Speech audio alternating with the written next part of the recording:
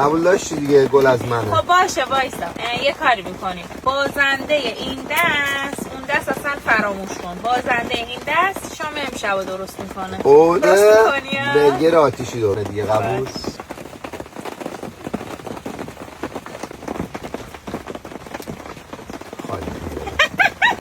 یک سر اشاره کردی گفتی تو اینه، منو پول زدی تو اینه.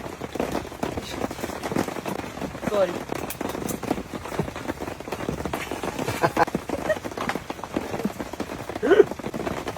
تو اینه.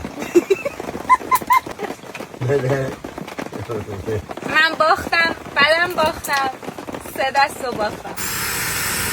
همون آقایی که بازیو برد، همون آقا داره برگر رو درست میکنه. ببازیم خدایی این اصلا کاری نداره. بازنده آماده هم هست. اینا هم که من همه رو خورد کردم. وضعیت کمپ بعد از اینکه بارون میاد.